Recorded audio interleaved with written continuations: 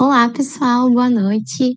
Estamos aqui nessa noite, né, com o Instituto Libertate. Então, vou começar me apresentando e fazendo uma saudação para toda a comunidade que está assistindo, né, em nome do Instituto. Então, eu sou Patrícia, eu sou advogada, eu faço parte do Instituto Libertate há cerca de um ano, né. O nosso instituto, o nosso presidente é o Wagner, né, já mando um abraço desejar para ele, que me incumbiu de quebrar o protocolo e iniciar essa apresentação. Mas então eu quero agradecer a cada uma, a Natasha, a Carmen, a Luciana, a Josiane e a Zumara por ter aceito o nosso convite, né? Então, vou fazer só uma introdução breve do que é o Instituto Libertarte para não ocupar o tempo. Nós somos uma instituição, o nosso objetivo principal é auxiliar, né, a integração social de jovens, adolescentes e egressos do sistema socioeducativo e de casas de acolhimento, né, que são aqueles adolescentes que, por culpa, enfim, mais de um abandono do Estado, não possuem condições de ter uma subsistência, então eles ficam em casa de acolhimento. O nosso objetivo é proporcionar uma integração social, né, um auxílio por meio da arte. Então, atualmente, nós temos um projeto que é o coordenado por Damir, desde já também já mando um abraço, que eu acho que ele já está assistindo, que ele é o coordenador da banda Libertarte, né, que é uma banda composta por alguns egressos do sistema socioeducativo. Inclusive, já vou deixar o convite, dia 25, vai ter a live da nossa banda também pelo canal do Instituto Libertarte, aqui no YouTube e pelo Facebook, então vocês já estão todos e todas convidadas, né? E também temos alguns projetos em andamentos, que é o Cine Libertarte, que está em questão de desenvolvimento e de aprovação, e a Cartilha dos Direitos Constitucionais das Crianças e Adolescentes, né? Que também a gente já está pronta, essa cartilha, só falta aí proporcionar a distribuição, que em decorrência da pandemia nós não conseguimos, né? Mas, a princípio, o nosso evento era para ter acontecido em março, né, que é o segundo ano que a gente iria fazer no Dia do Internacional da Mulher, que além de tentar esse auxílio na reintegração social desses jovens, o nosso objetivo é ser sempre promover debates acerca da luta antirracista, antimachismo, né, contra esse Estado patriarcal, fascista, homofóbico, proporcionado pelo nosso governo, infelizmente. Então, a nossa ideia é sempre promover esse debate acerca desses assuntos, né? Então, eu vou passar agora a palavra para a Zumara, que ela vai apresentar as palestrantes e tudo mais, e vai conduzir o nosso evento, tá bom? Espero que vocês gostem. Até mais. Oi, gente, boa noite. Olha essa companheira aqui, ó, já subiu no colinho, ó, o Mujica. Obrigada para o Instituto Libertar, não é? Ter me convidado para participar dessa mesa redonda com essas mulheres maravilhosas que têm histórias magníficas para nos trazer aqui nesse encontro virtual, distante, mas tão caloroso quanto deve ser. Nós vamos ter uma dinâmica bem tranquila. Eu vou apresentar agora todas as nossas convidadas e cada uma delas vai ter 3 minutos para uma manifestação inicial a respeito do nosso tema. O tema proposto aí pelo Instituto é a perspectiva das mulheres em meio à conjuntura nacional. Então, cada uma das mulheres convidadas terá 3 minutinhos aí para a gente correr rapidamente sobre o tema e depois a gente rima falando do ponto de vista e da ótica de cada uma delas, da sua pesquisa, da sua vivência, enfim, contando as suas experiências aí com mulheres batalhadoras, espetaculares, fantásticas, que lutam contra o machismo, contra a homofobia, contra tudo de ruim que tem nesse mundo que nos faz tanto mal. Mais uma vez, ao Instituto Libertarte, eu estou estreando, viu, num debate virtual como esse. Eu nunca participei, eu nunca fiz nem live também, não é a minha praia, mas sempre tem a primeira vez e eu estou amando. Bom, a gente tem aí como convidar esse nosso debate, e só lembrando, viu, quem quiser acompanhar esse debate, a gente está ao vivo lá no Facebook do Instituto Libertarte, estamos ao vivo no canal do YouTube do Instituto Liberta Arte. É importante que as pessoas sigam, curtam, acompanhem os debates, participem e apoiem esse tipo de iniciativa, não é? Que já está aí há 3 anos fazendo tanto bem à sociedade. E olha, a gente tem a honra de ter aqui nessa mesa redonda a deputada estadual Luciana Genro, advogada, mestre em filosofia do direito, do PSOL, uma das fundadoras do PSOL no país. Temos também a professora Josiane Petri Faria, que é coordenadora da Jur Mulher e Diversidade, vice-presidente da Comissão da Mulher Advogada da seccional da OAB do Rio Grande do Sul. Vamos ter e vamos ouvir o relato muito humano e muito bonito da ativista dos direitos humanos e militante da comunidade LGBTIQ+, e que faz história aí com a primeira mulher trans a ser empossada como servidora pública na Assembleia Legislativa, é a Natasha Ferreira. E vamos ter também a Carmen Holanda, socióloga, professora, que tem um projeto maravilhoso, ela vai nos contar sobre esse projeto, que é a Escola de Educação Infantil, que ensina a criança dentro dos preceitos dos saberes tradicionais africanos. Bom, apresentadas as nossas fadas, eu vou pedir para a deputada Luciana Genro, então, essa nossa conversa, deputada, falando aí, não é, do seu ponto de vista, qual é a perspectiva das mulheres em meio à conjuntura nacional. Não está fácil para ninguém, muito menos para as mulheres. Boa noite, deputada. Boa noite, Zulmara, é um prazer falar contigo, um prazer falar com essas mulheres maravilhosas aqui que estão dividindo essa live comigo. Quero mandar um abraço também para o Dalmir, nosso combativo juiz aí da região de Passo Fundo. E dizer que nós estamos numa situação assim tão dramática, né, que é difícil falar em 3 minutos dar conta do horror que nós estamos vivendo no Brasil nesse momento. Já chegamos a mais de 1 milhão de pessoas infectadas pela Covid, já temos mais de 50 mil pessoas que morreram por causa da Covid. Junto com essa tragédia sanitária, nós temos uma tragédia econômica também, porque já são milhões de desempregados, né? São 13 milhões de desempregados e crescendo, né? E vai crescer mais ainda, porque a crise vai se agudizar ainda mais. E no meio disso tudo, as mulheres são vítimas preferenciais, digamos assim, desse modelo econômico, né?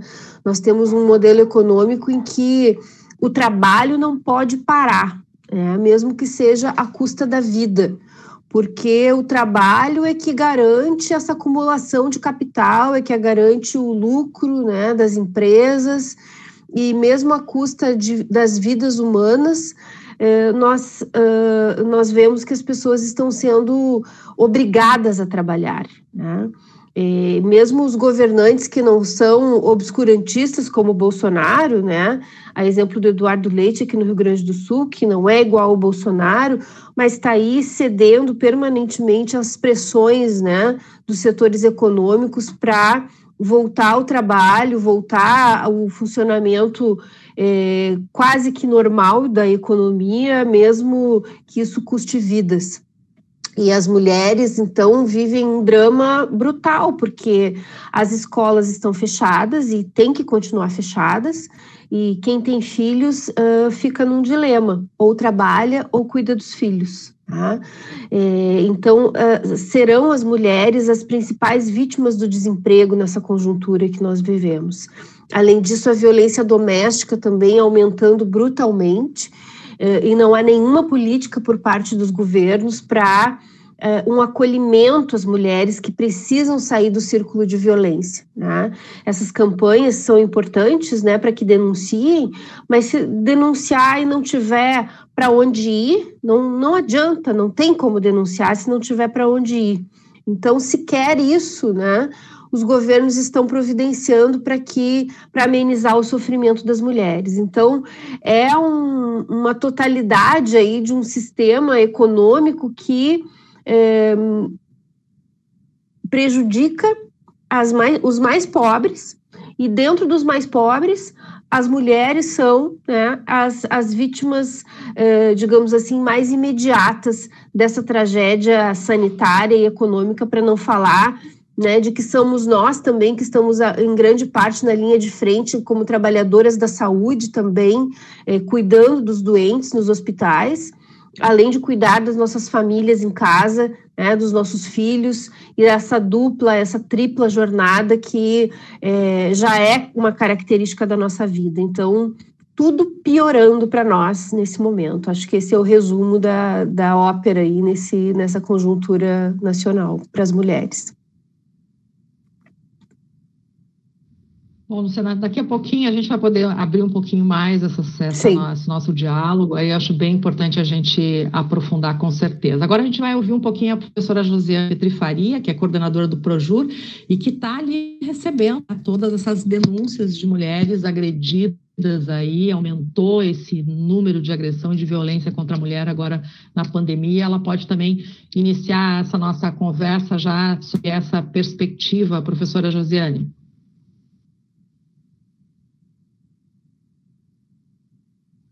A professora Josiane está nos ouvindo?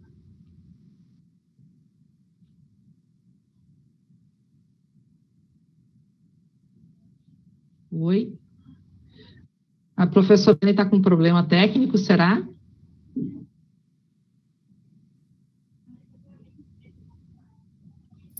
Boa noite a todas, a todos que nos escutam, a todas, né?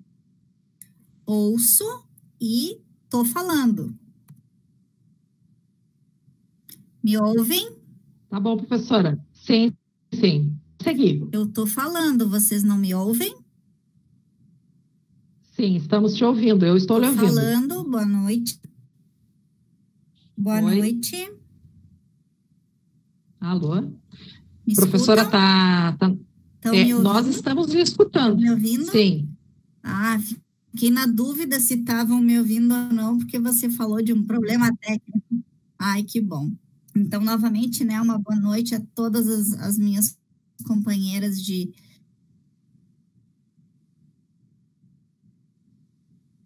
Então, posso continuar? Vou continuar, sim. Então, né? Boa noite a todas as minhas companheiras aqui, a todos e a todas que nos escutam. As perspectivas, eu acho que não são muito boas, não, Zulmara, né? Nós estamos vivendo o resultado de não termos políticas públicas para as mulheres, de não termos políticas interseccionais, porque quando a gente fala de políticas públicas para as mulheres, não é simplesmente reduzir violência, né? Mas você tem que ter política pública para maternidade, para emprego, para mulheres negras, e nada disso nós estamos vendo. A única medida, o único anúncio que nós vimos, e que obviamente não vai se efetivar, foi um anúncio da ministra Damares de pedir a prisão de prefeitos e governadores, porque estariam trancando as mulheres em casa com seus agressores. Sim, se o lugar mais perigoso para as mulheres no Brasil não é a rua, mas a sua própria casa, e ela não pode sair de casa e permanece com o agressor em situação agravada pela invisibilidade do que ocorre ali, somada à dificuldade financeira, a toda um envolvimento emocional que a pandemia nos causa, mais medo, mais insegurança. Então, a nossa situação realmente é dramática e nós não temos um cenário de coordenação do que vai acontecer, do que pode ser feito. Ao mesmo tempo, por óbvio, como em toda a crise, nós temos visto ressurgir diversos movimentos, diversas ações, instituições que não pertencem ao governo se mobilizando, mas cada um atuando nos limites das suas forças, muitas vezes sem recursos. Então, é uma ação num determinado bairro, é um programa em Passo Fundo, mas a gente não pode pensar, né, regionalizado. A a gente tem que ter uma perspectiva nacional de como vamos enfrentar essa crise, o que vai ser feito, o que estamos pensando neste período, o que vamos oferecer. Por exemplo, a Argentina registra 60% no número de denúncias para o Disque Denúncia deles. Isso, consequentemente, gerou uma plataforma diferenciada de acesso às denúncias, que nós não temos. Então, ou seja, nós vislumbramos um cenário, né, onde teremos que trabalhar muito pela ausência do Estado. Devolvo a palavra a Zumara, espero que tenham me ouvido. Sim, Josi, ficou ótimo, tá muito bom. Bom, então agora a gente vai ouvir, só um pouquinho, deixa eu me organizar aqui, a Natasha Ferreira. Tá, Natasha, também a tua visão aí do nosso tema, a perspectiva das mulheres em meio à conjuntura nacional, a palavra contigo agora. Então, boa noite, Zilmara, agradecer o convite, dizer que é uma honra debater, dar uma boa noite também a Carmen Holanda, que é professora, também está na linha de frente da luta antirracista, também a professora Josiane Petri e a minha deputada Luciana Genro, né? Nós somos companheiras de partido, mas principalmente companheiras de luta, né? De ideais, de utopias. Bem como disse já a Luciana e a Josiane, o momento, a conjuntura atual é o pior possível, ele é completamente desastroso. Quando pegando uma relação de recorte, né, e falando especificamente de mulheres transexuais, eu acho que num todo, na verdade, assim, o que mais tem me chamado a atenção é como o nosso Estado, ele não está, de fato, ele nunca conseguiu, mas hoje a gente não consegue realmente pensar uma saída para tratar a saúde mental das nossas mulheres, né? Principalmente mulheres mães solteiras, mulheres que precisam trabalhar e deixar os filhos com vizinhos que são idosos, e aí as pessoas acabam indo no mercado, tem a relação de contágio, né? Se pegar as mulheres travestis, que elas não tiveram a opção de não irem, né, para a esquina, porque não tem mais aluguel social, as ONGs conseguiram comida, mas elas foram muito rápido, as instituições, né, governamentais, elas pouco, na verdade, responderam para fazer com que essas pessoas que estão, né, marginalizadas conseguissem ficar nas suas casas e minimamente se isolar. Então, a saúde mental é o que tem me chamado muita atenção, assim, né, num conjunto todo, né. Acho que as mulheres, historicamente, mesmo sem a pandemia, sempre as mulheres tiveram essa pressão maior, né, com relação da casa, do seu próprio trabalho, da sua própria renda, né, das suas próprias vidas. E em uma pandemia, então, quando a gente tem um governo nacional completamente desalinhado com qualquer noção, né, de realidade do seu próprio povo, é muito difícil, assim, a gente apontar uma perspectiva real e tentar, digamos que, trabalhar algo mais concreto sem falar de saúde mental, porque a gente precisa estar bem, a gente precisa estar forte, a gente precisa estar racional para conseguir sair disso, e acho que cuidar disso é extremamente importante. Acho que outro ponto fundamental, para além central da questão da violência, é a relação do abandono, né? Eu li um texto, que acho que é do El País, se eu não me engano, que o número de mulheres, por exemplo, que tem crianças com menos de 2 anos, né, os homens, boa parte deles abandonaram, cerca de 30%, né? Ali apontam, na verdade, vários estudos para os abandonos familiares, ou seja, em um momento de pandemia em que a mulher, a casa e a criança precisam tanto, né, de que o pai fique, de que o pai permaneça, de que o pai ajude, eles acabam indo embora. Então, isso também são coisas assim que, na pandemia, em meio a tanta coisa ruim, tanta coisa que a gente tem que lutar, isso acaba, às vezes, passando um pouco desapercebido. E é sempre muito difícil, assim, falar de perspectiva, né, com relação às mulheres travestis e transexuais. Hoje, a nossa perspectiva na pandemia é tentar se manter viva, é tentar se manter bem, racionalmente, na medida do possível, mas principalmente se manter viva diante de tudo isso que a gente está vendo.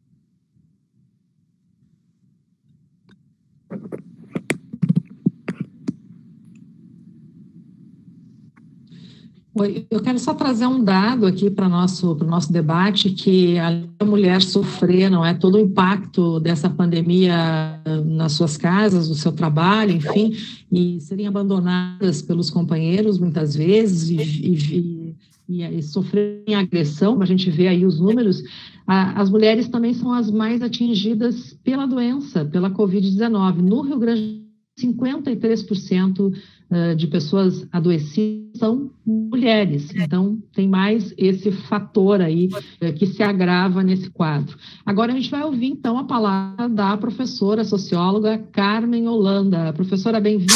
Obrigada. Obrigada, Zulmara. Então, um abraço para você, boa noite, minhas companheiras, um abraço grande para o doutor Dalmir. É um prazer estar aqui conversando com vocês, né? Embora eu não tenha muito manejo com isso aqui, mas vamos lá, né?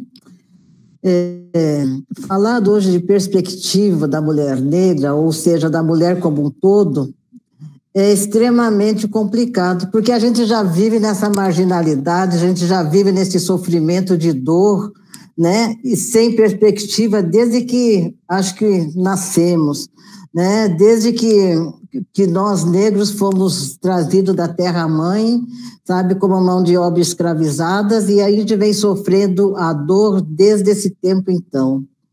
E neste momento, a gente não precisa ter pesquisa, a gente não precisa ter... a gente tem só dados, a gente tem vivência. A vivência de que a mulher hoje, sabe, como um todo, não dividindo a mulher negra e a não negra, mas como um todo a mulher sofre todos os tipos de dor, né? Quando eu falo de dor, eu falo da dor das mães que perdem seus filhos, falo das mães que perdem os seus filhos assassinados pela mão assassina do Estado, falo da mãe que chora, sabe, o feminicídio que mais tem, né, mais sofre, né?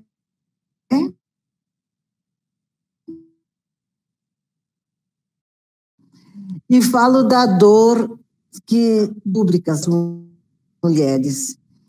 Nós mulheres, a gente sofre de uma tal forma, sabe, que a gente acaba sendo discriminada dentro da nossa própria casa, dentro do nosso próprio trabalho, dentro do nosso próprio município, né? E hoje, nós mulheres negras e não negras, devemos sim chorar a dor da outra, porque uma mulher cuida da outra, né? Uma mulher não é mais nem menos que a outra, porque todas gestam. E quando a mulher escolhe gestar, ela é a dona do grande útero, da continuidade da vida. E quando o seu filho é arrancado, sabe, da forma mais cruel, sabe, do seu ventre, a dor é muito grande. Então eu pergunto, né, que perspectiva teremos? Não tivemos ontem, não temos hoje, e quem sabe teremos amanhã. Então é uma dor. Um dia desse eu ouvi falar assim: vocês mulheres, vocês negros só falam de dor. Como não falar de dor? Como não falar dessa dor do chicote que nos açoita todos os dias? Como não falar de dor, sabe, de ver os nossos negros, nossas crianças, nossos jovens assassinados em maior número? Como é que fica essa mulher? Como fica? Como fica a cabeça dessa mulher? Né? A nossa companheira Natasha falou uma coisa assim muito séria, muito rica: a saúde mental.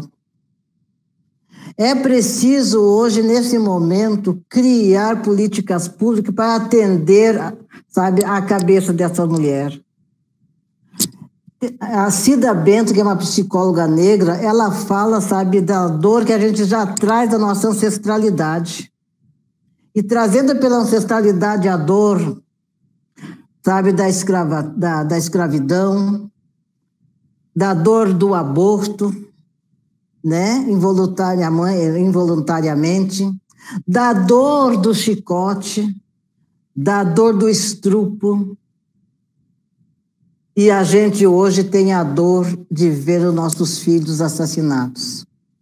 Então, se nós mulheres hoje não criarmos alguma coisa imediatamente para que cuidar da cabeça, para que a nossa cabeça seja centrada, equilibrada, a gente não vai conseguir passar por essa pandemia. Porque hoje a mulher, ela chora pelo seu filho assassinado, ela chora pela fome de não ter, porque há muitos anos a gente não ouvia falar de fome. Hoje as crianças batem novamente na nossa porta pedindo pão. A mulher negra, sabe, na sua grande maioria, enquanto empregada doméstica, né, ou quanto profissional doméstica, ela não tem trabalho, porque ela não pode trabalhar, porque ela pode passar o vírus para sua casa. O seu marido está desempregado e esta mulher chora. Então, nós mulheres choramos ontem, choramos hoje e choraremos por muito, muito tempo, porque não temos perspectiva. E é preciso, sabe, que nós mulheres, nesse momento, negras e não negras, possamos pensar nessas políticas públicas para um amanhã melhor. Aliás, nem é um amanhã, é o hoje, agora, imediatamente. Não é? Porque estamos todos sofrendo. A dor não é só minha, enquanto mulher negra, enquanto mãe de santo, enquanto ialorixá, enquanto professora, mas é a dor de todas nós.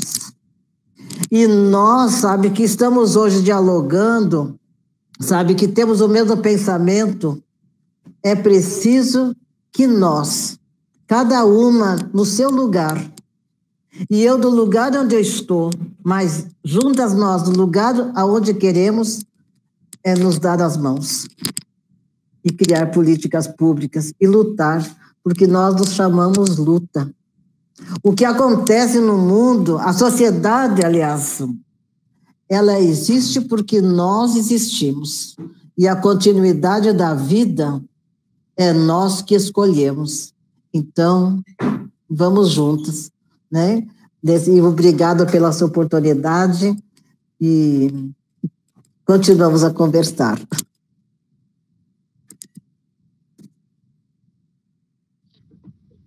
Obrigada.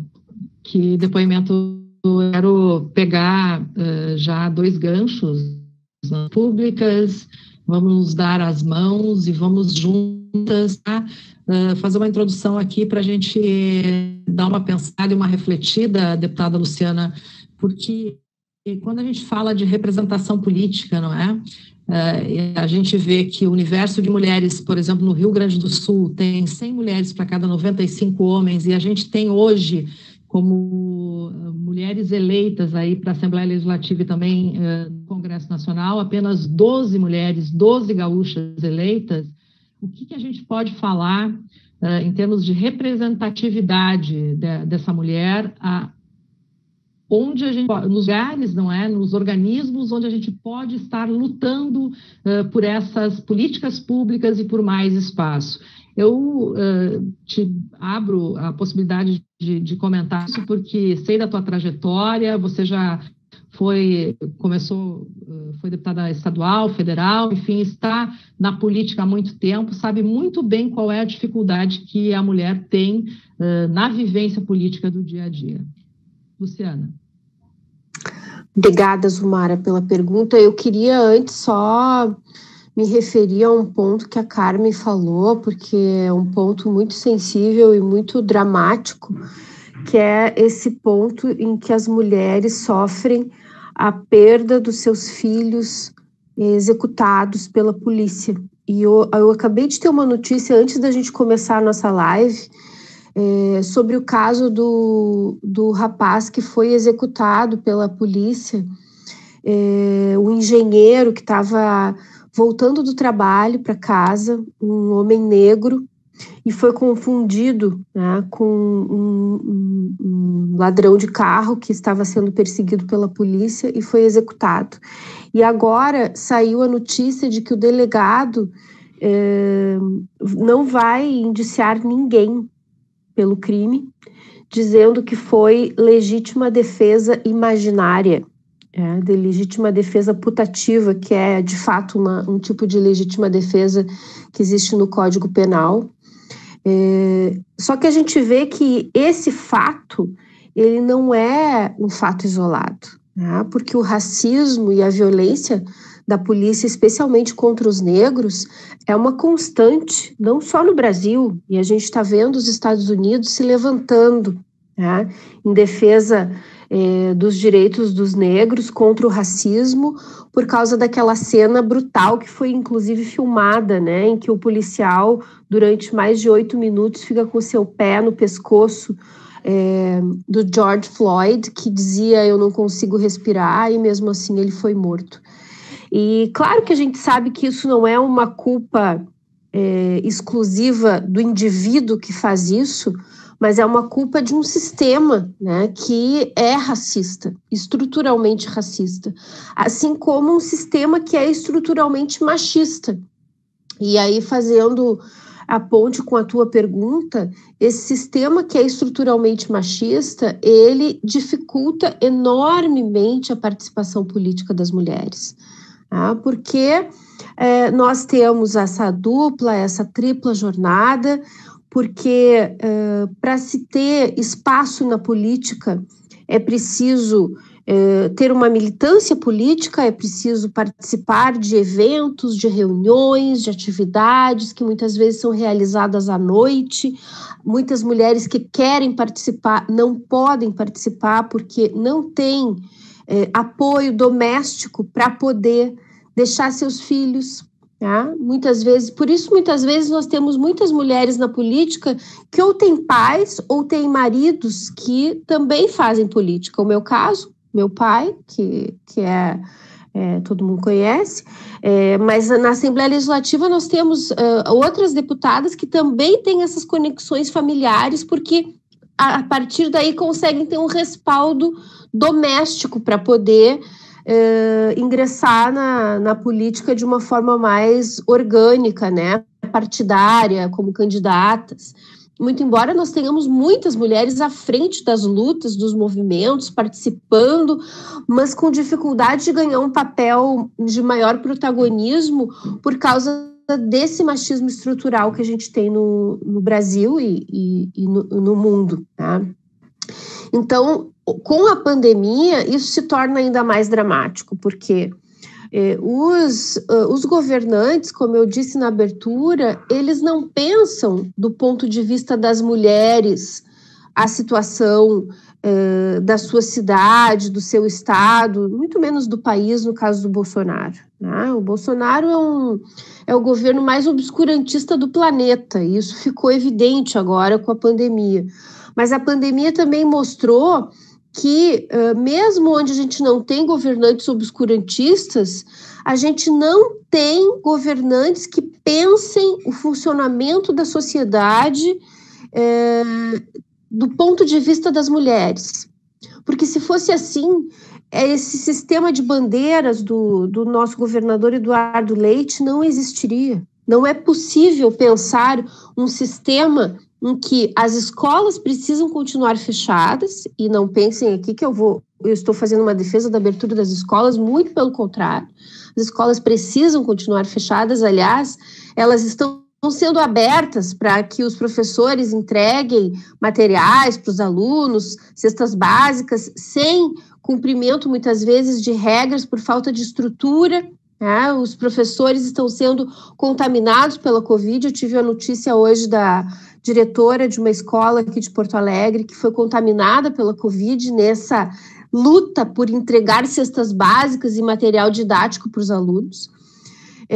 Mas como nós podemos pensar um sistema em que as escolas estão fechadas e o comércio vai abrir, sendo que a maior parte dos comerciários são mulheres? Como é que nós podemos pensar um sistema em que as mulheres são chamadas a trabalhar e não tem com quem deixar os seus filhos? E no ponto de vista mais amplo da vida em geral, isso se reflete na política também. A sociedade não é pensada do ponto de vista das mulheres. Então, Como é que nós vamos propiciar à mulher a disputa de espaços políticos se ela não tem creches noturnas, se ela não tem lavanderias populares, se ela não tem restaurantes populares, se ela fica escravizada pelo trabalho doméstico, que é um trabalho e é um trabalho não pago. Porque se não fosse o trabalho doméstico das mulheres, os homens não poderiam estar realizando os trabalhos fora. Como é que nós teríamos homens trabalhando 8, 10 horas por dia numa fábrica, se depois eles tivessem que voltar para casa e cuidar dos filhos e fazer a comida e limpar a casa? Não. Eles têm uma mulher lá que faz isso. Os que podem pagar, pagam mulheres para fazer isso. Os que não podem pagar, têm as suas esposas em casa ou com trabalhos extremamente precarizados para fazer esse trabalho doméstico não pago. Então, a estrutura machista e racista da nossa sociedade é brutal, né? E ela não nos oferece a possibilidade de uma igualdade em nenhuma esfera. Então, a luta em defesa dos direitos das mulheres é também uma luta contra esse sistema econômico, esse sistema político, né? Esse sistema patriarcal, esse sistema machista e perverso, que nos obriga a realizar essas duplas jornadas e ainda, num momento de pandemia, nos confina nos nossos lares e lugares que muitas vezes são lugares de violência e não nos oferece caminhos de saída. Tá? Eu dizia na abertura também da importância das campanhas de conscientização das mulheres para que elas denunciem. Agora, inclusive, nós temos uma nova modalidade de denúncia, que são as farmácias receberem as denúncias através de um código em que a mulher chega na farmácia e diz que quer uma máscara roxa. É muito bacana isso, muito bom. Mas não adianta estimular as mulheres a denunciar a violência doméstica se ela não tiver para onde fugir depois que ela denunciar. Se ela não tiver um abrigo temporário. Porque esse homem só vai sair daquela casa onde ele a violenta depois de muita luta, se ela conseguir tirar ele de lá. Num primeiro momento é ela quem vai ter que sair. Infelizmente, a lógica é essa. E se ela não tem para onde ir, ela não vai denunciar. Então, não adianta código de máscara roxa se não tiver abrigo. E eu apresentei, inclusive, uma emenda parlamentar modesta de R$250 mil para o governo comprar vagas em abrigos para as mulheres agora durante a pandemia. E até agora não aconteceu a emenda, não foi executada. Então, é de fato uma tragédia que a gente assiste, para dizer o mínimo, né? Onde as mulheres não conseguem ter a dignidade e a igualdade. Né? E numa sociedade como essa, não nos resta outra opção senão lutar. Tá? Como a gente ouviu de todas as falas aqui, o cenário é dramático, mas só a nossa luta pode nos resgatar dessa situação de dor que a Carmen muito bem definiu, tá? De desemprego, de violência. É a nossa luta, nós não podemos desistir. Mesmo com todas essas adversidades, nós temos que continuar enquanto mulheres, mulheres trans, mulheres negras, mulheres trabalhadoras, mulheres precarizadas, lutar para mudar esse sistema. Tá? Mudar o conjunto das estruturas desse sistema, porque, de outra forma, não vai ter jamais, de fato, uma igualdade verdadeira, nem na política, nem na vida em geral.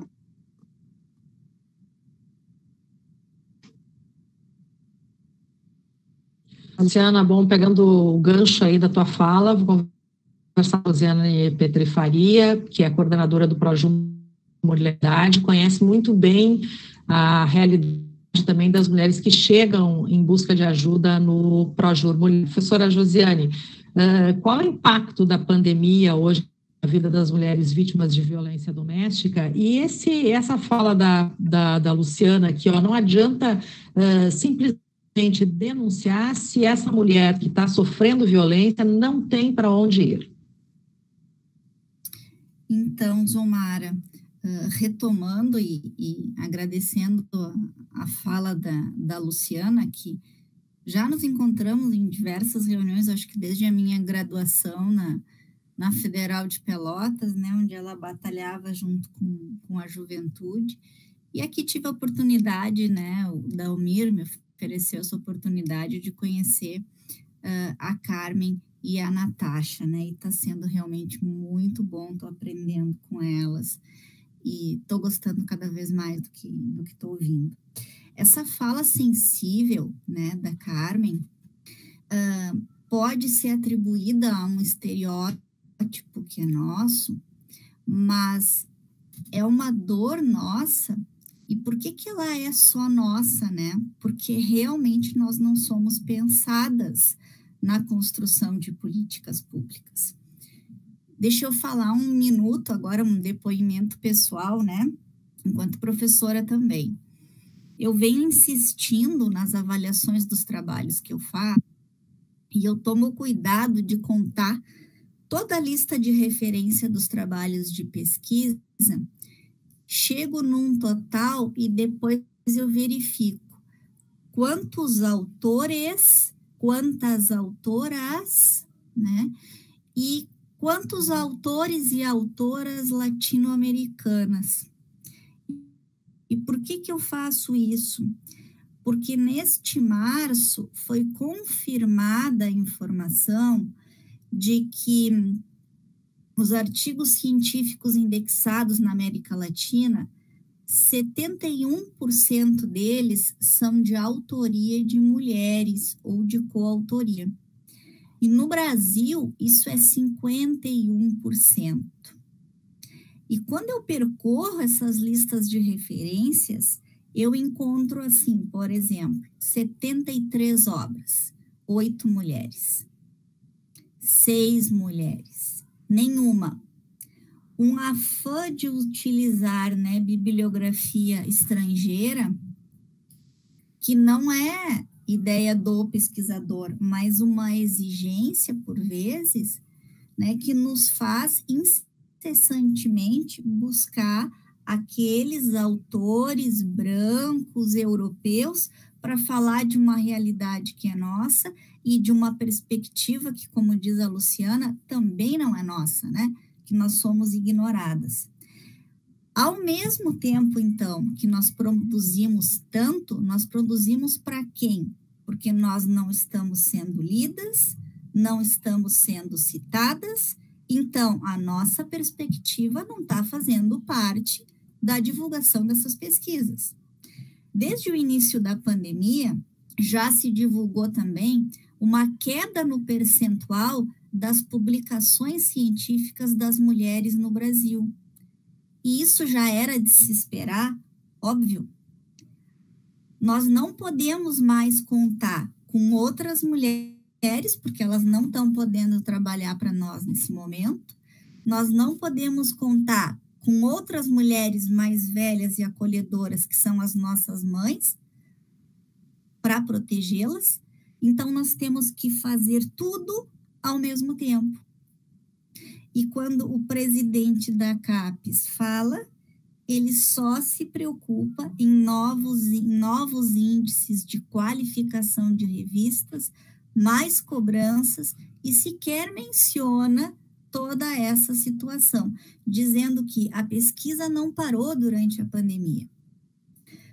Quando a gente procura agências de fomento, e hoje eu batalhava em cima de um edital do CNPq, a minha luta pelas mulheres, a minha pesquisa de gênero, a minha pesquisa sobre sexualidade, Natasha, não está dentro das áreas estratégicas do governo. Então, eu não pude sequer apresentar projeto. E aí você me diga como que a maioria da população, porque nós somos maioria, não é a área estratégica do governo. Quando que as pessoas vão fazer parte da área estratégica? E esse momento é um momento complicado. Por quê? Nós não podemos parar com a nossa luta, como diz a Luciana, mas nós não podemos substituir política pública. Por quê? Se eu substituo política pública, eu atraso política pública do governo. É o governo que faz política pública. Então, o que eu tenho que fazer?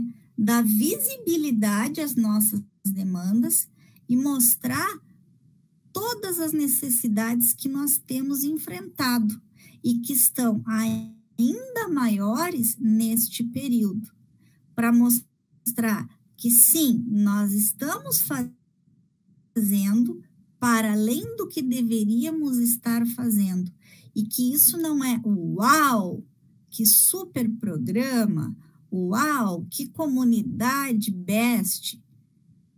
Não, a gente está mostrando que se a gente está fazendo muito mais do que deveríamos é porque está faltando política pública. E elas precisam vir. Ou seja, não dá para exigir que nós sejamos super-humanos. As políticas públicas, elas estão aí para fazer valer a Constituição, os nossos direitos fundamentais. E não é privilégio de ninguém ter acesso a ele. Então, não existe essa coisa de mais privilegiados. Existem pessoas que têm acesso a direitos e nós não estamos tendo. Então, sim, as delegacias estão se desdobrando, estão atendendo? Estão. Existe a possibilidade de fazer registro de ocorrência online? Existe. Mas me diga, você presa na sua casa com seu agressor, você vai ter condições de ficar 30 minutos na frente do computador tentando preencher um boletim de ocorrência com ele à sua volta? Se você registra ocorrência e recebe medida protetiva,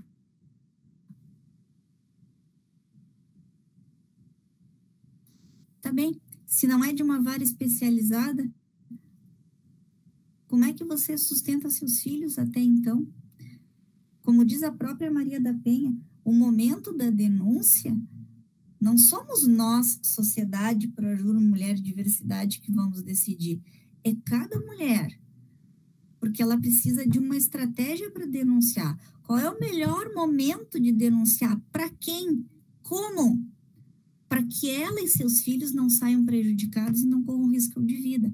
Então, política pública de proteção à mulher não é simplesmente mais delegacias, mais policiais, mais medidas protetivas, mais punição, mas é acolhimento, é proteção. Nós, no nosso município, Luciana, temos a felicidade de ter uma casa de acolhimento.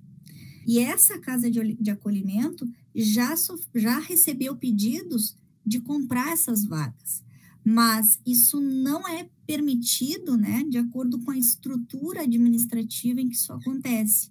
O que nós precisaríamos? Abrir uma casa de acolhimento em Casca. Em uma semana, todos os agressores da cidade sabem onde essa mulher está e colocam em risco ela e todas as funcionárias que lá trabalham. Se a gente tivesse consórcio, Passo Fundo pode receber mulheres da região. E isso há necessidade de uma mobilização, porque uma ordem judicial não muda a vida de ninguém. Não é meu papel, não é papel nosso enquanto mulheres, forçar, praticamente empurrar uma mulher a denunciar, entendendo que até ali vai a nossa sororidade.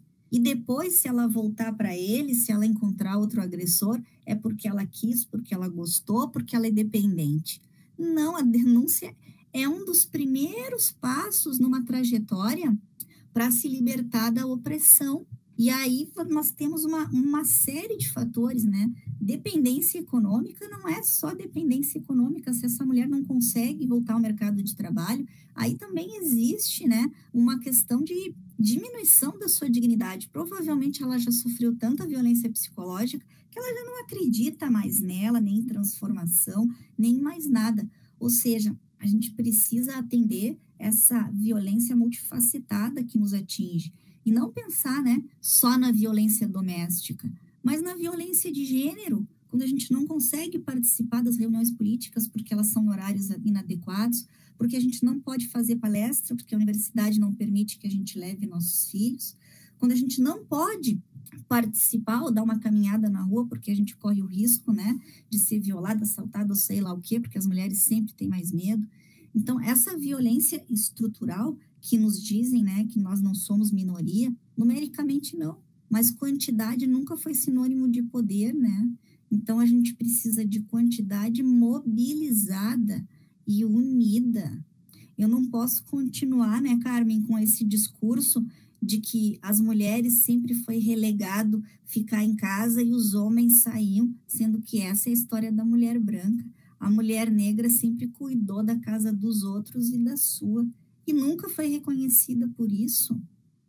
Quando a gente fala de mulher, a gente não está falando só de mulher hétero, né?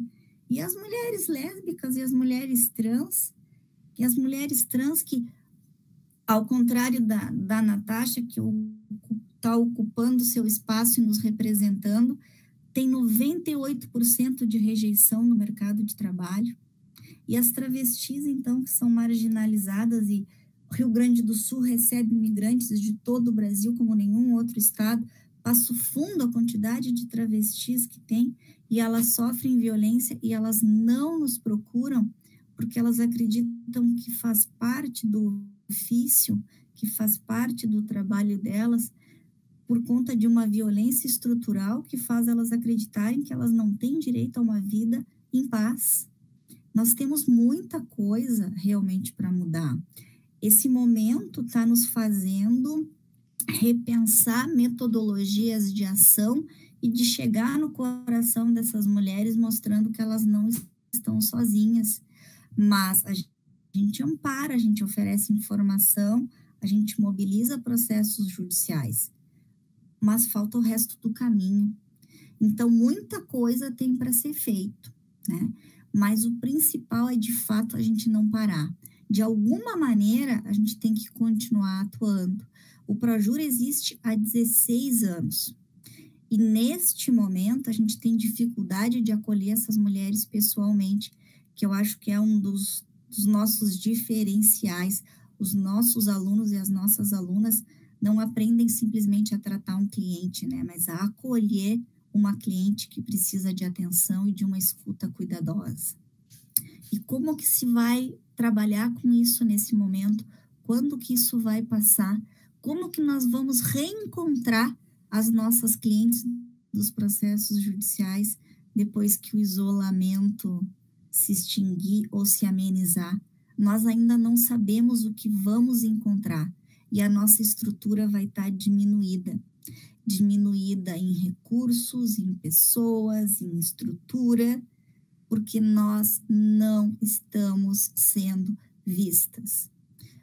Diante de 50 mil mortes que não conseguem visibilidade, 200 feminicídios no nosso estado, tem sido 5 segundos, né, num registro. Como que nós vamos visibilizar a nossa luta? O que a gente faz para sair do gueto? E sim, né, a trajetória política, ela é importante. Nós vivemos numa democracia representativa, a gente precisa de representantes, de mulheres que atendam aos nossos anseios, que reconheçam o mundo a partir do nosso olhar. Esse capitalismo realmente opressor, ele é heteropatriarcal e ele lucra com a nossa segmentação, com a nossa divisão. Está sendo construído um imaginário de que mulheres de poder são aquelas que têm determinada aparência, determinada bolsa, usam a roupa da moda. Agora, poder é comprar. E a gente tem que lutar contra isso. Muito obrigada.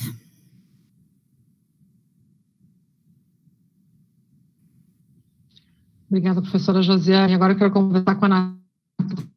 2 questões. Primeiro, eu queria que tu contasse para a gente de ter sido a primeira mulher trans com um cargo, não é, na Assembleia Legisladora Pública, portanto, na Assembleia Legislativa. Como é que foi uma quebra de paradigma? O que significou isso para a comunidade QI+. E depois eu gostaria que tu avaliasse um pouquinho se a conjuntura atual política ela impede o avanço das demandas da comunidade. Então, eu acho que ser a primeira mulher trans da Assembleia é, sem dúvidas nenhuma, pós-2018, que a gente tem a eleição do Bolsonaro, é um ato de muita coragem, né? Inclusive, quando eu trabalho diretamente com a Luciana, então a gente tem uma relação muito próxima. E quando a Luciana, a gente conversou sobre, assim, ser a primeira, e a gente acho que nem sabia, né? A gente ficou sabendo depois que eu seria a primeira, a gente também levou um certo susto, porque a gente pensou, nossa, mas faz tanto tempo que a Assembleia já existe, como que ninguém nunca lotou, né, uma mulher trans aqui em nenhum mandato. Ao mesmo tempo que é uma vitória, né, é uma vitória em tempos de bolsonarismo, de uma Assembleia completamente conservadora, extremamente atrasada, né? A gente sempre fala que essa Assembleia aqui do Estado, ela passou a ser uma vanguarda do atraso.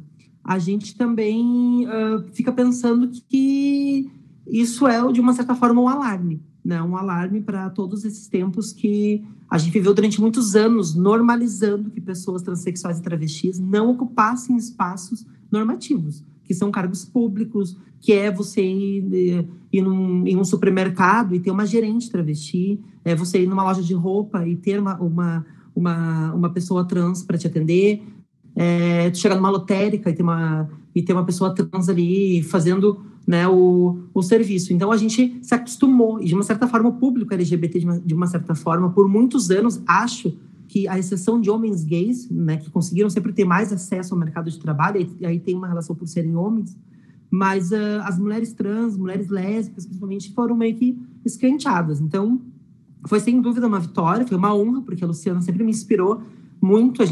Eu conheci a Luciana antes da minha transição, né, bem antes, e aí, agora, a gente volta... Honra minha, Natasha, de estar comigo, viu? Honra demais. Em 2014, inclusive, eu sempre falo isso, né? Em 2014, a Luciana, em um programa de TV, né, na maior emissora de TV do país, a Luciana falou sobre transfobia, que até então era um assunto que nenhum candidato à presidência ou candidata sequer mencionava, né?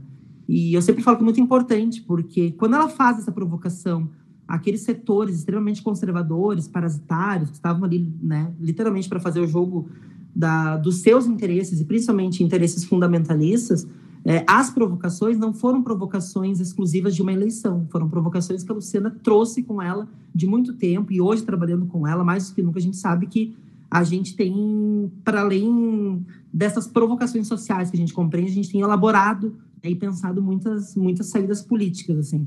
E, claro, olhares na Assembleia, eles, de fato, existem. Eu faço questão que eles olhem mesmo. Eu acho que é importante que eles vejam que as pessoas trans estarão ali dentro, né? Depois que veio a minha nomeação, o gabinete de um outro deputado também nomeou uma outra mulher trans, ou seja, já mostra que a nossa inquietação também com esses espaços já trouxe uma certa reflexão. Pegando aqui sobre a relação da pandemia e das pessoas travestis e transexuais, eu quero trazer alguns números que eles foram atualizados. Aqui eu dei uma pesquisada pela Rede Trans, pelo Grupo Gay da Bahia e pela ANTRA. Em março e abril deste ano, né, logo que começou o isolamento social, primeiro é importante a gente saber que pessoas travestis sempre foram isoladas socialmente, né? O isolamento social, ele existe agora por conta de uma pandemia, e que bom que todo mundo tivesse acesso a ele, mas as pessoas travestis foram e são muito, muito isoladas socialmente, né? As pessoas travestis não são aceitas em mercado de trabalho. Nós tínhamos 9% de mulheres trans e mulheres travestis com carteira assinada formalmente. Desde março, esse número caiu para 4%, ou seja, mais do dobro de mulheres trans e travestis foram demitidas, foram exoneradas, ou seja, são as primeiras mandadas embora. A gente teve também, em março e abril, 27 mortes, né, 27 assassinatos por crimes de ódio, ou seja, elas não morreram por conta de uma crise respiratória aguda, elas não morreram por conta do Covid, por conta de um acidente, elas foram vítimas, né, do ódio assassino que é propagado hoje pelo presidente da República abertamente, por todos aqueles ministros ali que cercam ele, eles não escondem mais o que pensam e o que falam. Então, isso, de uma certa forma, gerou um aumento neste período, que não dá um mês, entre março e um pouco antes do final de abril, 92% a mais no número de assassinatos de um ano para o outro. Isso em plena pandemia, né? E isso também revela que as trans que foram, de fato, executadas, dessas 27, 26 trabalhavam com seus corpos, ou seja, eram profissionais do sexo. E são um grupo, para mim, hoje, né, em uma análise, assim, a larga escala, eu não gosto de criar competição, eu acho ruim isso para nós, e a gente nunca deve cair, porque isso é uma tática que os liberais utilizam muito. Mas hoje, eu acho que a ponta, quem está menos assistida pelo Estado e por qualquer política pública é a profissional do sexo, porque, inclusive, ela não é muitas vezes algo do nosso debate. Acho que nós ainda, a gente tem, a Luciana a entusiasta, criadora e fundadora da Escola Emancipa Mulher, que é uma escola feminista e antirracista, e através da Emancipa, né, a gente já conseguiu, digamos que artigos, leituras sobre a relação da prostituição no Brasil, né, como de fato ela acontece, como a gente teria saídas, como a gente conseguiria construir saídas reais para essas mulheres, e especialmente as travestis, que elas são, pelo Estado, elas são hoje, de fato, invisibilizadas. 92% dessa população, né, ela está na prostituição. Então, na década de 90, eu li também uma reportagem que falava sobre como as pessoas trans e travestis já venceram um vírus, e aquilo me chamou a atenção. Na década de 90, né, as pessoas travestis e homens gays, eles eram taxados de pessoas que portavam o vírus do HIV. E isso foi propagado, tanto que a gente teve pessoas famosas, o Renato Russo, salvo engano, o vocalista do Queen, o Freddie Mercury, pessoas, homens gays que foram, de fato, soro positivos, vieram a óbito. Mas as travestis, a gente não tinha nenhuma travesti famosa, assim, que ela estava na TV, ou estava no rádio, ou ela era, de fato, conhecida. As travestis que na década de 90 eram estigmatizadas são as mesmas travestis que hoje continuam na esquina. Ou seja, nós passamos de um vírus, a gente não superou totalmente a estigmatização, mas hoje a gente consegue olhar, pelo menos para o passado, e entender que hoje a sociedade ela faz uma leitura da relação do HIV, não exatamente por ser, né, travesti, por ser gay, por ser... É uma relação muito de saúde pública, e isso muito por conta que o público trans conseguiu começar a ter uma coesão política, né? E também de entender o nosso papel político, de fazer frente a todos esses ataques que vinham sendo propagados contra os nossos corpos. O Brasil tem duas coisas extremamente bizarras, assim, quando a gente fala da relação travesti. O Brasil é o país que lidera, né, o ranking de execuções a pessoas transexuais, ou seja, o Estado mata, né? E o Estado não é necessariamente somente o Estado organizado, né? As polícias, como tem a relação da execução da juventude negra, de pessoas negras, né? Que é um número de fato alarmante. Mas hoje, os assassinatos no Brasil, eles são, por exemplo, maiores do que nos países árabes, onde ser travesti ou ser uma pessoa transexual dá o direito do pai ou da mãe de executar o próprio filho ou a própria filha em praça pública. É uma coisa absurda. Ao mesmo tempo que é o país que mais mata, é o país que mais consome a pornografia travesti. Então, vejam bem, há um discurso que é muito, muito do bolsonarismo, que é um discurso moralista, que é um discurso da velha família tradicional, da relação daquela propriedade privada, de ter uma família conceitual, uma família que é um modelo de família que, particularmente, eu não tenho absolutamente nada contra, né? Eu fui exatamente criada por um pai, uma mãe, com irmãos, cachorro, tudo.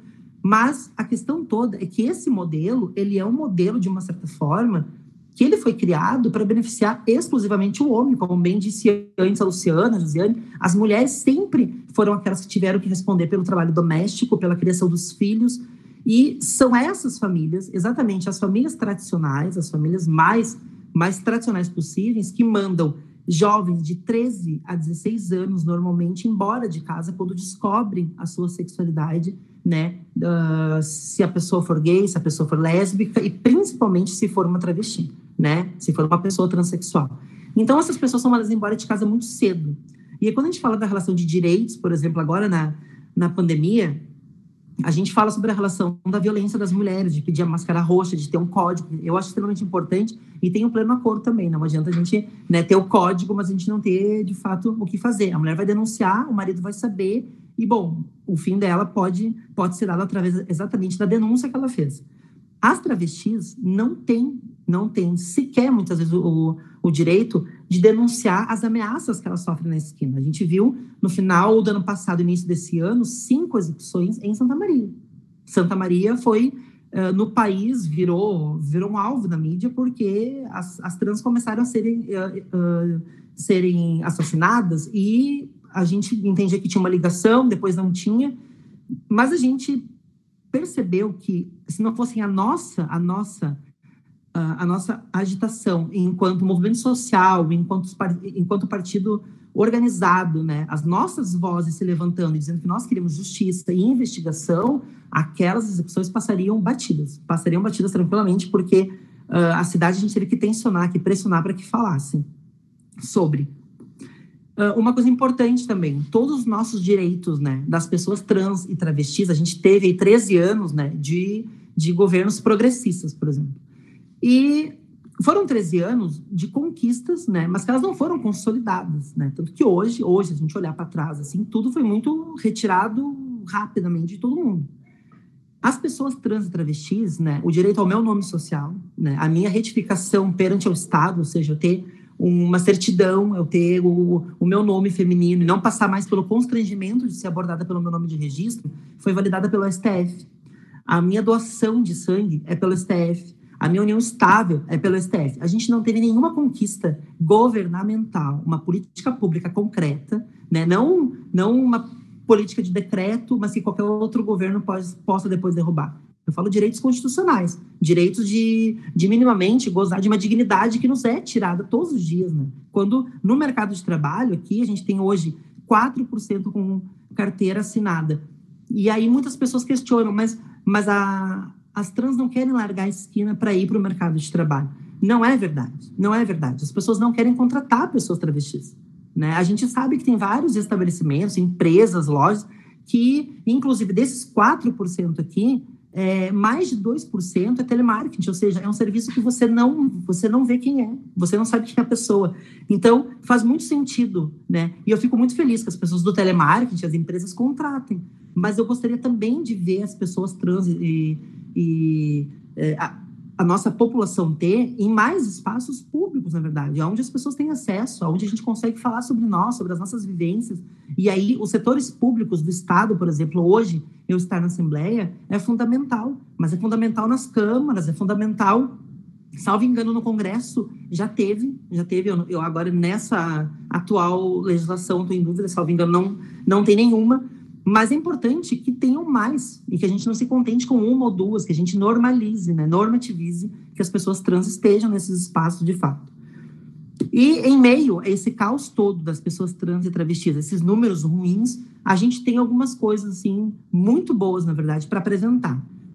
Uma delas é que a gente construiu no ano passado, através do mandato, né, eu falo do nosso mandato, né, da deputada Luciana, a gente construiu a cartilha dos direitos LGBTs, que é fundamental. A gente está no mês do orgulho LGBT, né, daquela grande rebelião e revolta de Stonewall, e é fundamental que a gente não perca esse desejo de rebelião, né, esse desejo de revolta, esse desejo de romper com lógica sistêmica mesmo, porque esse sistema que ele é machista, que ele é branco, que ele é normalmente fundamentalista, né, que ele é hétero, cis, normativo, esse sistema ele faz com que os nossos corpos, com que as nossas vivências sejam jogadas nas esquinas e a gente sirva exclusivamente para o prazer, né, desses homens de família tradicional. Então é importante que a nossa luta seja organizada.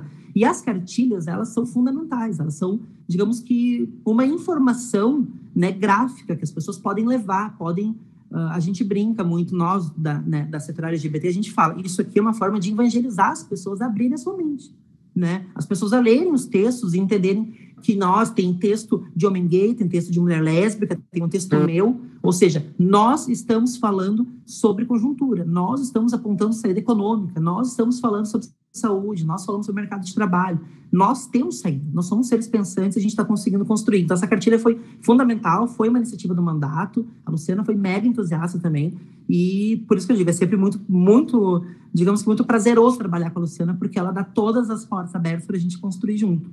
Também, logo que a Luciana tomou posse, teve uma comissão especial que analisou o mapa da violência no Estado. A gente sabe que o Estado do Rio Grande do Sul é hoje o 4º ou 5º estado que mais tem os BOs por violência contra a população LGBT, e a gente conseguiu construir, ali em 4 meses, a gente circulou nas principais cidades, dividindo, na verdade, por regiões do estado, e a gente construiu um documento muito rico, que aponta a análise, mas que aponta principalmente a defasagem da relação da segurança pública, essa segurança pública que precisa ser sim debatida, porque ela é uma segurança pública atrasada, ela é uma segurança pública que tem vícios ainda do regime militar, que eles param, batem, espancam, chutam, né, colocam droga nas pessoas. Então, são vícios que a gente precisava rediscutir, inclusive para a segurança das pessoas que estão trabalhando na rua, por exemplo.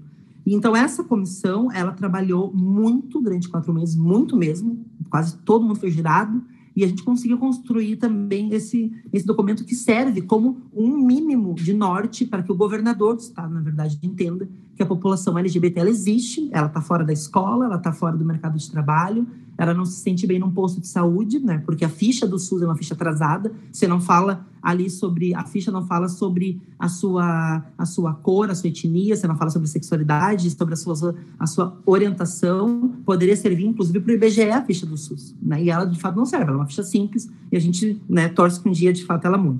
E também, votado no orçamento do ano passado, esse ano, o governo deu sinal verde para os 500 mil, para que a gente consiga mandar para o ambulatório trans. E a política do ambulatório trans, para finalizar, é extremamente importante, assim, porque a transição de pessoas travestis e transexuais no Brasil, ela é uma das coisas mais perigosas que eu vi. Porque eu né, fiz uma transição aos 13 anos, iniciei, e eu sempre tomei medicações sem nenhum contato com médico, enfermeiro, com ninguém. O meu contato era com as travestis mais velhas e que já tinham feito qualquer tipo de hormonização e elas me davam as medicações para injetar e para tomar. Isso pode trazer uma série de problemas. Você pode ter ataque cardíaco, você pode ter convulsão, você pode desenvolver uma série de outros problemas do sistema nervoso, depressões. Então, o ambulatório ele serve para cuidar da saúde da população trans e também LGBT. Então, é muito importante esse esforço, que foi um esforço inicial do vereador Roberto Robaina, aqui de Porto Alegre também, grande companheiro. E o Roberto ele fez todo um esforço, né? E ele tem no mandato o Luciano Vitorino, também, que é um militante, é um ativista LGBT. E o Luciano foi fundamental, e o Roberto, para que a gente iniciasse, na verdade, mantivesse, fizesse com que o ambulatório fosse verdade, fosse realidade. E agora, essa emenda parlamentar aqui, né, do nosso mandato, faz com que o ambulatório não feche, porque a gente sabe que num período de pandemia, onde o prefeito da cidade aqui de Porto Alegre gasta 2 milhões falando bem dele na saúde, né, enquanto propaganda, ele pode dizer que o ambulatório não teria mais como ficar aberto e seria um dos primeiros setores que eles iriam fechar, porque não faz sentido para eles ter um ambulatório trans. Então, a gente, mais uma vez, a gente foi lá, a gente fez um debate, a gente bancou isso, né, como uma política central nossa. Então, basicamente, era isso, assim, acho que esses números, eles são fundamentais. E uma coisa que eu volto a dizer, que eu falei no início, o isolamento das pessoas travestis e transexuais, ela existe há muito tempo. Por isso que é sempre importante, eu não sei se depois a gente vai falar de novo ou não, mas já quero deixar aqui um pedido que eu faço, que eu venho refletindo muito agora, principalmente nesse momento de isolamento, de pandemia, e eu fui uma das pessoas trans que tive direito de me isolar. Tive direito, porque boa parte das gurias não conseguiram, né? Eu passei ali março e abril fazendo os cadastros do auxílio emergencial para ver qual delas conseguia, porque elas não tinham o que comer, outras não tinham aluguel, outras não tinham dinheiro para cafetina. São coisas da vida real muito difíceis de resolver. Então, a gente ficou, eu particularmente fiquei ali, focada em ajudar as gurias, que boa parte delas nem ensino fundamental tem. Então, era toda uma relação, e inclusive a burocratização do aplicativo, né, que era para ser um aplicativo para ninguém pegar, a gente viu que militar pegou, filho do Bonner pegou, eles usaram o CPF, enfim, foi uma bagunça, mas é um auxílio necessário e deve continuar, e tomara que estendam. E para finalizar, assim, eu peço a todos que estão assistindo a live, as pessoas que têm as curiosidades que são normais da vida sobre a vivência das pessoas trans. Conheçam as pessoas trans, conversem com as pessoas trans, perguntem sobre a vida das pessoas transexuais. Não fiquem com medo de ter amizade, não fiquem com medo de conversar, de perguntar, adicionem em mídias sociais, conversem, porque o que falta dentro da sociedade hoje, que a gente percebe, pelo menos com a gente, as pessoas, né, as pessoas cis, as pessoas héteros, que vivem uma vida normativa, abrirem um pouco também o seu leque, né, para dar a oportunidade de nos conhecer, né? Nós queremos ocupar um espaço que é um espaço nosso. A gente não quer ocupar o espaço de ninguém. Nós queremos um espaço nosso, um espaço que ele é de um regime democrático, né? A gente quer ter as nossas representatividades que são extremamente importantes para nós.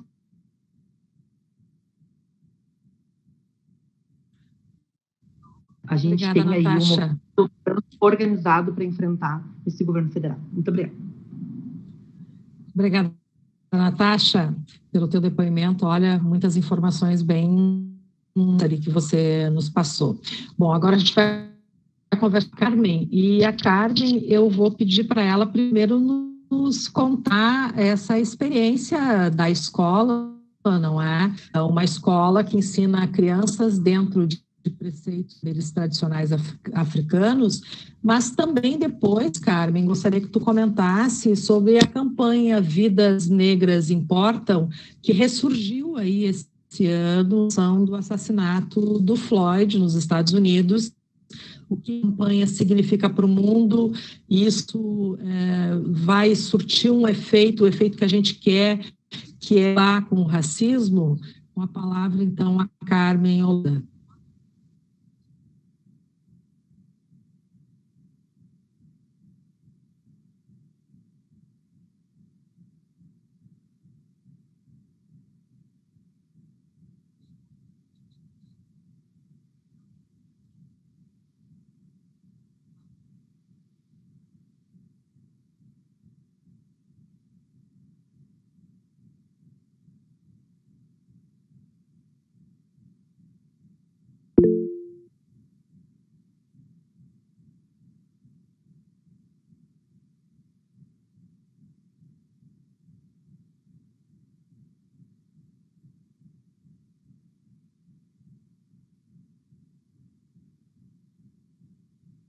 Acho que a Carmen está com um problema no microfone. É isso?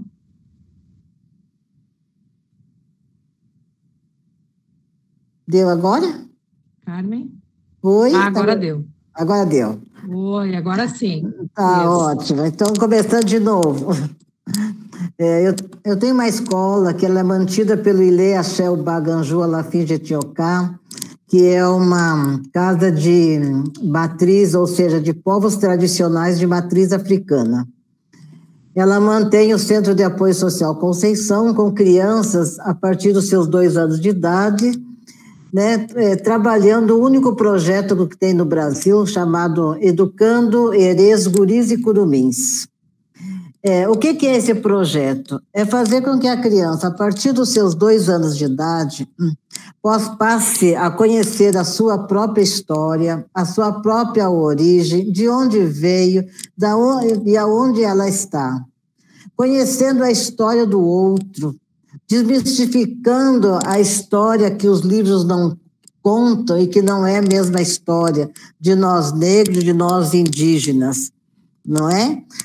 Trabalhar, fazer com que essa criança tenha sua autoestima enquanto criança negra, né? Falando, eu sou linda da negra cor, eu sou branca da linda cor, sou índio da linda cor, né? Fazendo com que a criança passe a conhecer a história e leve para casa a sua história e a história do outro para que cresçam, desenvolvam e sejam crianças sem preconceito, sem racismo. E se tem na escola um tapete que chama-se Pise no Seu Preconceito. Esse Pise no Seu Preconceito, ela não vai só trabalhar com crianças negras e crianças indígenas. Ela vai pisar no preconceito contra os idosos, não é o velho do saco. Vai trabalhar, vai pisar o preconceito contra os velhos, contra os indígenas, contra os negros, contra os travestis, contra os profissionais do sexo, quanto os gordos, quanto os magros, enfim, todo tipo de preconceito. Essa criança, quando ela sai do casque, ela sai sabe, com uma visão diferente da sociedade em que ela existiu, que ela existe. Os pais, ou seja, a comunidade escolar, ela passa também a vir para a escola e comungar também pisando no preconceito. Porque a criança não nasce com preconceito, ela não é racista. Para ela todos são iguais. Mas ela traz da casa, ela traz dentro da sua cultura familiar o preconceito, o racismo, a violência doméstica, né? O machismo é impressionante. Então, o que acontece dentro do CASC? A gente faz esse diálogo, né? Criamos uma didática própria, criamos uma pedagogia própria, uma metodologia, pegando assim um pouquinho de Paulo Freire, um pouquinho de Piaget, um pouquinho de Montessori, sabe? E formamos uma única metodologia para o educar. Criamos um dialeto africano, onde se vai conhecer toda a tradição africana e indígena através, sabe, da língua africana, do dialeto, ou seja, o ABC, por exemplo, A de atabaque, A de amor, né? I de índio, N de negro, né? B de barco, B, né? Mas o barco é aquele que vem pela travessia. Então, a gente começa a contar essa história, e uma coisa mais importante do CASC é trabalhar e conscientizar para o meio ambiente. É saber, sabe, que a criança precisa respeitar o fogo, a água, a terra, o ar. A água, porque não existimos sem água. A terra, porque é a semente que nos alimenta. E é o grande útero da vida, é a mãe terra. E ela, sendo a mãe terra, ela precisa saber, essa criança precisa saber que todos viemos desse único útero e, portanto, somos todos iguais, mas somos também todos diferentes nas nossas concepções físicas, da nossa cultura, da nossa origem, né? Na nossa pigmentação e tudo mais. E trabalhar no CASC, a gente vai trabalhar também a drogadição, que hoje está consumindo os nossos jovens. Vamos trabalhar aquele pai que bate na mãezinha dentro de casa e o filho vê, e quando chega na escola quer reproduzir, sabe, essa violência. Então a gente chama esse pai, chama essa mãe, e se desenvolve todo um trabalho, sabe, para que esse pai passe a ser mais amoroso, né? Chamamos esta mãe e a conscientizamos do seu valor, né? Nós ensinamos às nossas jovens que elas escolhem. Nós, mulheres, escolhemos gestar, nós, mulheres, escolhemos o nosso parceiro para se deitar, e nós escolhemos a vida e a morte, né? Quer dizer, a criança que a gente segura deve ser a continuidade da vida, mas somos nós, mulheres, que vamos escolher, né? E isso tudo é passado para a grande comunidade escolar e a comunidade em torno, né? E isso é muito gratificante, porque em 21 anos, as crianças que passaram e os pais que acompanharam essa trajetória são menos racistas, são menos violentos, né? São crianças que menos se drogaram, né? A gente perdeu 2 ou 3% somente da população que passou para a drogadição, né?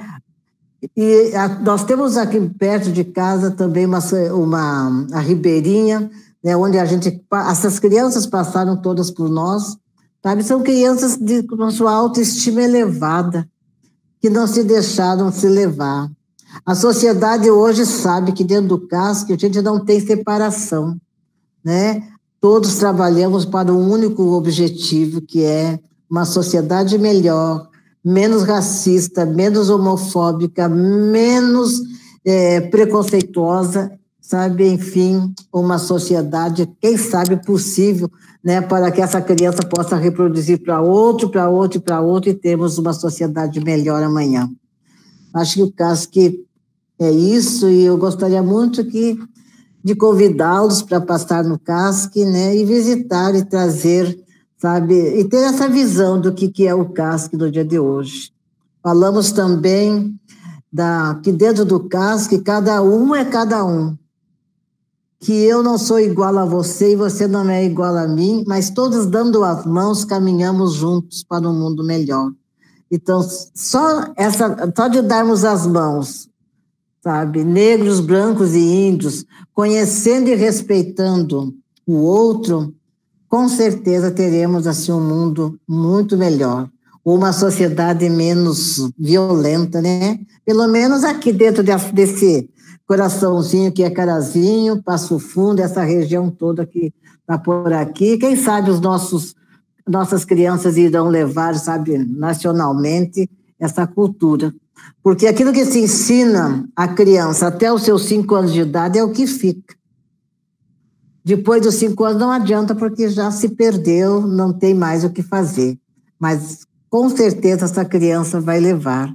Trabalhamos essa mãe que trabalha noite e dia para ajudar no sustento de casa, sabe? E dizemos a ela, você pode, e você pode dizer não ao seu parceiro quando ele chega em casa e vai descansar, enquanto você trabalha, cuida da casa e deixa seu alimento pronto para outro dia, e lava a roupa e passa a roupa tudo à noite, e ainda tem que ir para a cama e fazer a sua função de se deitar com seu homem. Eu falei, basta disso, né? Basta disso. Você tem que também saber que você pode quando você quer e como você quer, né? Acho que isto é a criança, nós mulheres precisamos saber que daqui para frente, sabe, ela tem que se empoderar, sabe, dessa força e dizer não e escolher os seus momentos, escolher tudo aquilo que está na sua vida. Né? E falando das vidas negras importam, nossa, é uma campanha que acho que a morte de George, ele foi muito... foi um alerta para o mundo, não só para os Estados Unidos, mas para o Brasil como um todo, né? E para outros lugares, porque despertou realmente, sabe, negros e não negros para essa batalha de dizer, nós se importamos com você. A vida negra não é a carne mais barata. Nós negros, a vida negra importa. Então, chamando todos para essa campanha, para que do seu lado, do seu vizinho, sabe, aquela criança negra que está perto de você, é dizer a ela que a vida dela importa. Né? Nós, mulheres, hoje precisamos pegar a nossa criança negra e dizer para ela que ela é linda, levantar a autoestima dela, mas dizer a ela também, se cuida, se fortaleça, saiba enfrentar o racismo, o preconceito lá fora. Então, hoje, quando a gente fala vidas negras importam e que a carne negra é a mais barata do mercado, é um apelo para que a gente seja visto, que a nossa vida seja tão importante quanto a sua vida, que a gente não perca mais os nossos, porque nós mulheres é que sofremos mais, nós mulheres que morremos mais, independente de sermos negras ou não. Mas vidas negras, elas morrem a cada dia, ou vamos dizer, 2 ou 3 crianças, 2 ou 3 mulheres, 2 ou 3 homens por dia. né? Porque a nossa vida não importa. Nós somos tão invisíveis que as pessoas não nos veem. Elas acham que nós somos pessoas que, sabe, que servem para algumas coisas, sabe, baratas, que não pensamos, que não agimos, sabe, porque somos invisíveis, porque não estamos no mercado de trabalho, né? Hoje eu estou falando aqui com grandes professores, com grandes pessoas, né? Nenhuma negra. Se nós formos passarmos no comércio, a gente vai encontrar 1%. Teve que existir cotas para que o comércio empregasse pelo menos 5% de mulheres, de pessoas negras. Os presídios, os lares de onde abrigam nossos jovens, a maioria são negros. Por que a maioria negra? Eu tenho certeza também que lá na Liberarte também a maioria é negra. Porque somos invisíveis. Então, o que eu quero dizer? Essa campanha, ela precisa ser adotada por todos. Por todos. É claro que o regime Bolsonaro, o governo Bolsonaro, junto com seus ministros, não vão nos ver. Porque o projeto deles hoje é matar negros, é matar pobres, é matar indígenas. Mas quem mais morre somos nós negros, nós indígenas, né? Nós LGBTs. Somos nós que morremos, né? E fica tudo impune. Tudo impune. Matar por engano. Até quando matar por engano? Então, vidas negras importam, né? E vamos abraçar, nós, mulheres conscientes, nós, mulheres que temos o dom da vida, vamos nos abraçar, vamos nos dar as mãos. E vamos adotar também esta campanha Vidas Negras Importam. Acho que é isso.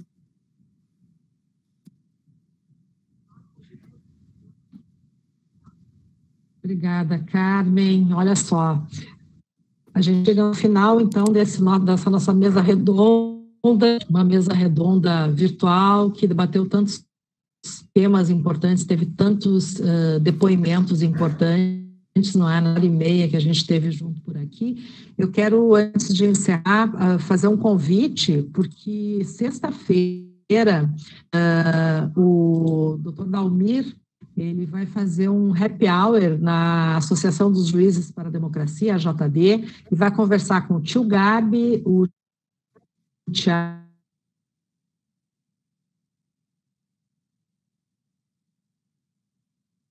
o Mar, da Banda Libertar.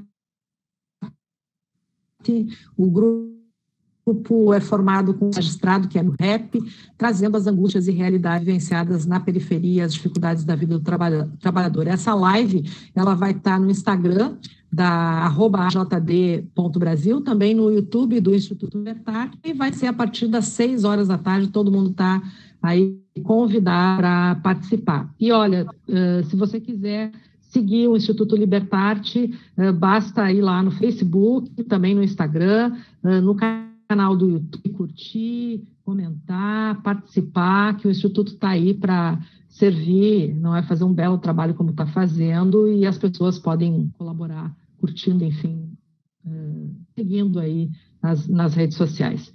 Eu queria agradecer a Carmen, também a Natasha, a Luciana G, e a professora Josiane Petri. Eu que agradeço. Um beijo para vocês. Obrigada por tudo. Obrigada, é isso aí. Obrigada. Valeu, tá, pessoal? Obrigada.